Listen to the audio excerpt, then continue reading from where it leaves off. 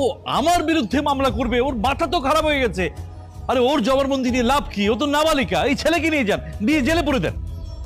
খান সাহেব, আপনার মেয়ে নাবালিকা না, তার 18 বছর হয়ে গেছে। তার মানে আপনি আপনার প্রভাব খাটিয়ে এবং আইনের আশ্রয় নিয়ে আপনি আপনার উদ্দেশ্য হাসিল করতে চেয়েছিলেন, তাই না? আপনি আমাদের সাথে মিথ্যে কথা বলেছেন। আপনি আপনার মেয়ের জন্য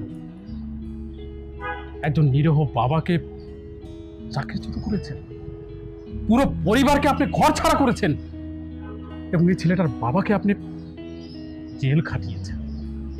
এখন আবার এই ছেলেকেও আপনি জেল খাটাতে চাইছেন।